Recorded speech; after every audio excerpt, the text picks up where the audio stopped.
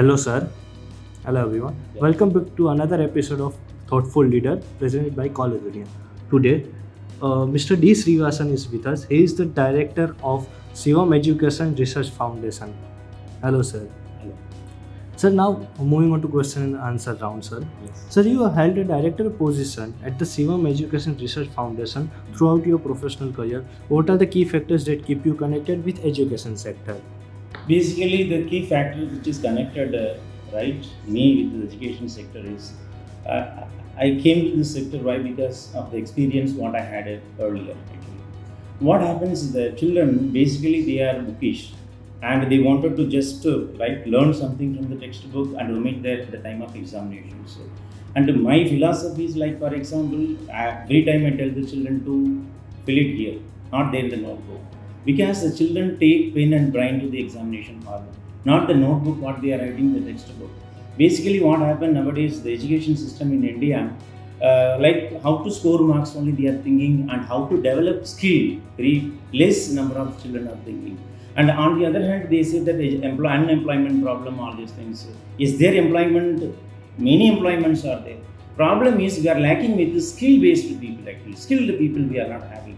And they study, they get the degree and they do any kind of job what they want actually, what they get, what they want and what they get.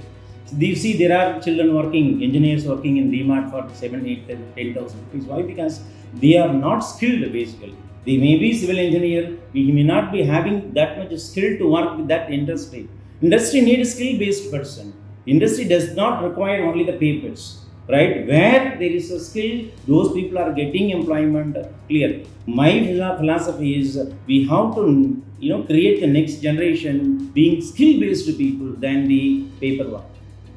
Okay, very informative answer, sir.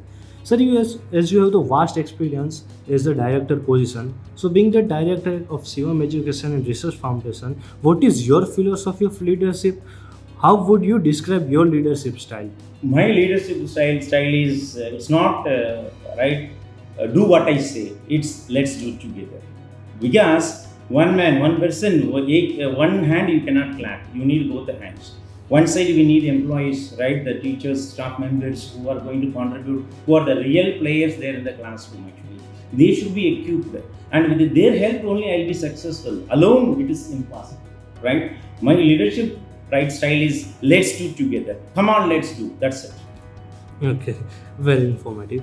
Sir, the education system in India and other foreign countries are structured very differently. As per your experience, sir, what can an inbound student gain from studying here at Shivam Education Research Foundation? We try to connect the students with the industrial need actually. What is required there in the industry?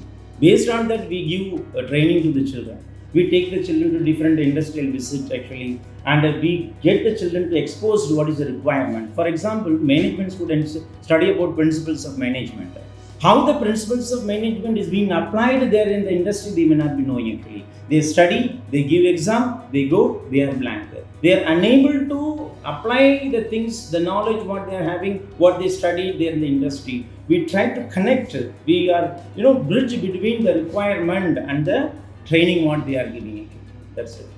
Sir, as you said about the what can a student gain from studying here, sir, I would just want to know that what is the difference in the foreign education system and Indian education system, and how we can cope up with that? Foreign education system basically develops skills actually.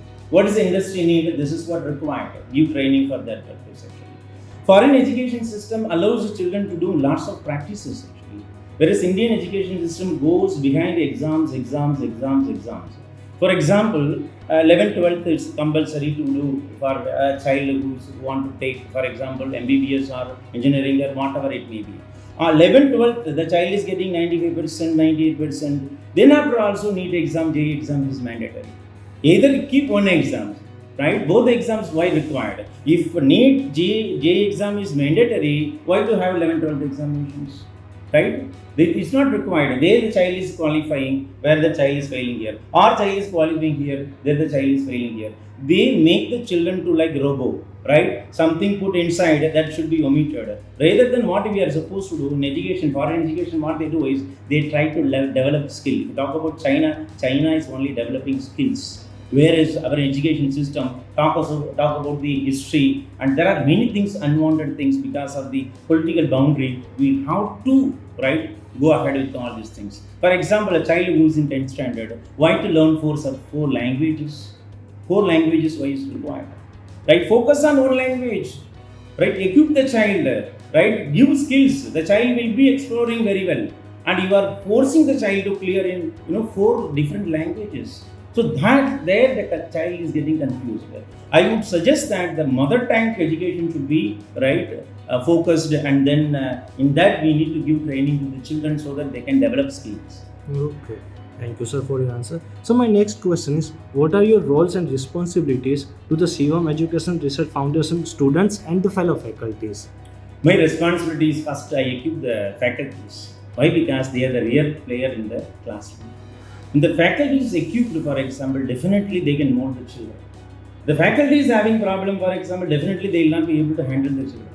I have staff orientation programs, various faculties orientation programs, and then training programs. Different sorts of programs we are having clear. How to train the child, how to mold the children. Basically, in India, we have problem with the language. They study in English medium, whereas many places they are being translated. The book is there in English. It has been translated to the Gujarati. The children know the concept, but they are unable to express. There we are failing. And then we have to go for IELTS classes, and then they clear. Same language is there from nursery to post graduation. The thing is that the way we place the things, we are failing to place them in the brain. So I train my faculties, right, that they are ensuring the concept is right put there in the brain, and the things which is inculcated that will help their life, not only for the institution, not only for there are institutions having the philosophy. Inside campus you should not do this one. Outside campus you can do anything. No, our philosophy is not like this, right? Life what you are supposed to do. We are inculcating cultures what they are supposed to do in their life. We create a good human being. We create next generation. Skill-based generation we are creating. Okay. So, thank you so much for your valuable answers and your time. Thank you.